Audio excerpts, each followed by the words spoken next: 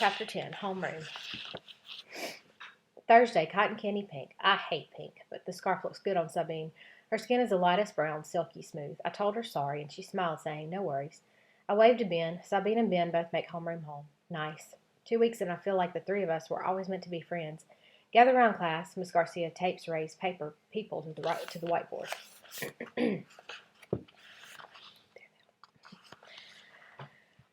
You've all done great work drawing, painting, building your homes, and writing essays. You'll find your papers and my comments in your homework folder. Over the weekend, I want you all to think about essay revisions, being more specific, developing your ideas.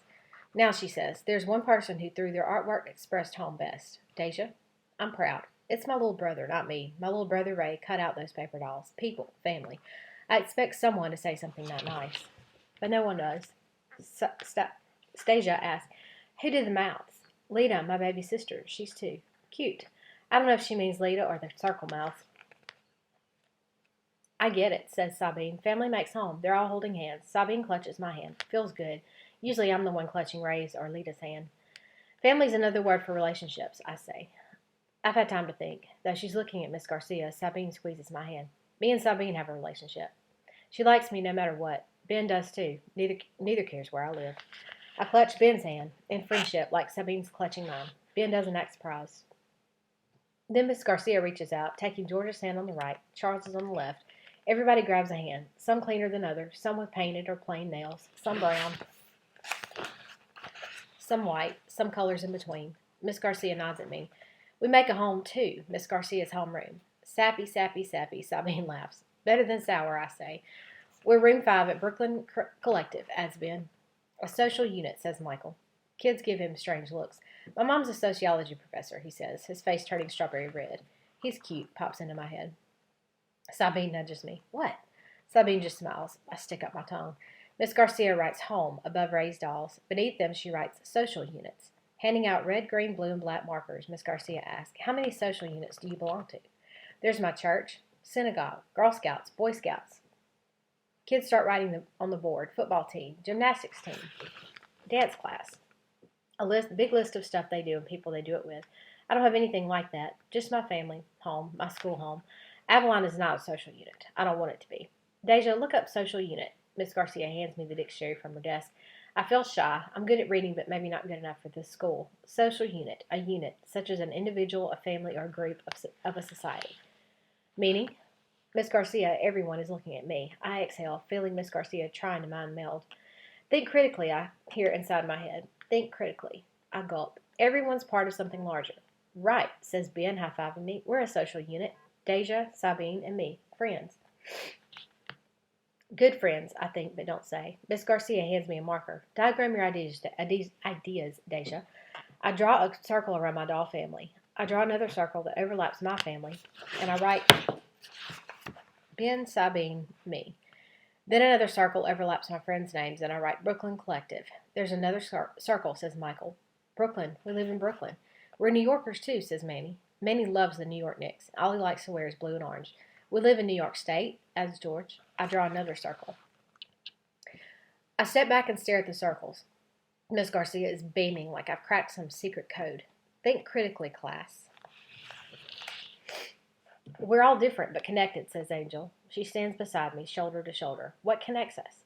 Some of us blink, some of us look at our feet. Miss Garcia speaks low, her voice rising like a question. New York is one of our... Oh, I know, 50 states, says Sabine. America, says Ben. Is that why music we've been singing My Country 'Tis of Thee? Miss Garcia laughs. Teachers like to coordinate. The circles keep expanding, adds Michael, picking up another marker, writing and drawing. Americans become North Americans, Western Hemispheroids.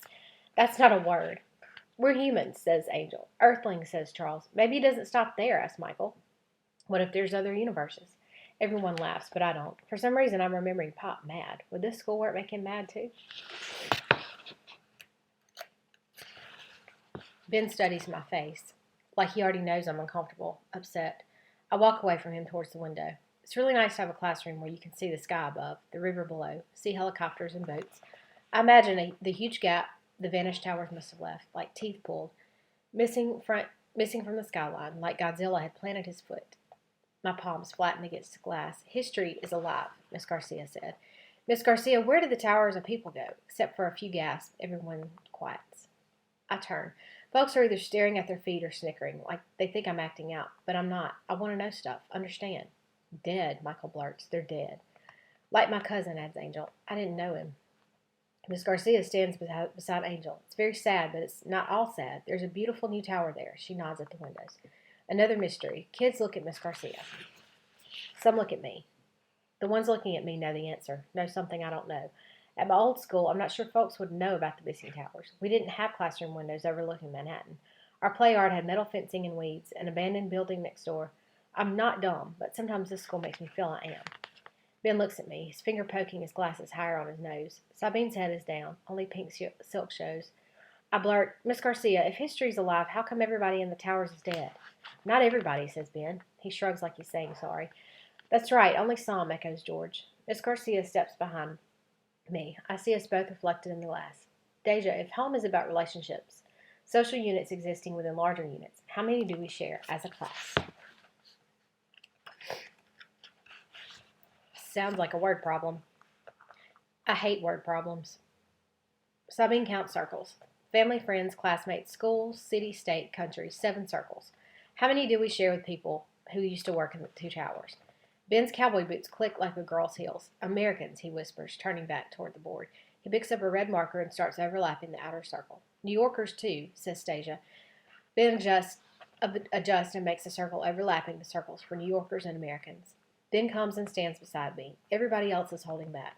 We're connected to the folks who died in the towers. Even though I wish I wasn't a New Yorker, he mumbles. We're Americans. Miss Garcia, how many people died in the towers? Asks Manny. 2,753, she whispers. The room is quiet, except for the wall clock's tick-tock. Group sounds better, says Angel, not units. Towers people aren't like Lego people, pieces. I agree, Angel, and like us, everyone has special and unique homes. Everyone belongs to social groups, has special relationships. Office mates, said Michael. Friends, colleagues at work. My dad has friends at work. Schoolmates, too, argues Manny. Me and Angel are going to be best friends forever. Maybe a husband, pipes Lynn, who twists her red hair when she's nervous. A wife, kids. They all have parents, grandparents, else they wouldn't be human. Another circle. I'm an only child, says Ravi. I wish I wasn't. Maybe some have. Had, I say. Had, echoes Ben. Ravi frowns. Brothers and sisters?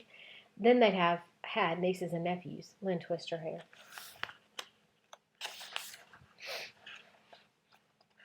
On and on, says Michael, drawing more circles. Everyone has or had their relationship. Some overlap. It's sad, says Stasia. One person dies and it ripples outward. Like waves, says Ben. Like this. Never-ending circles. Still don't understand. How can history be alive? The people in those towers are dead. It happened long ago. Not so long, says Miss Garcia. 15 years. I wasn't even born. I'm sorry they're dead. Honest, but why should I care? Miss Garcia doesn't like my question. Her face is rigid. I'm not trying to be a smart mouth. Why should I care? It happened ages ago. A good question, Deja, says Miss Garcia, her voice trembling. Why should anybody care? Americans, answers Ben. We never stop being Americans. He says it flat, dull, like he's repeating something he's heard before. Sabine slides next to me and Ben. We watch a towboat pulling a ship, leaves turning orange and brown on the shore, and the sky darkening with rain-filled clouds. School's supposed to teach you about life, not death, I think. I touch my forehead against glass. I want to make my life better.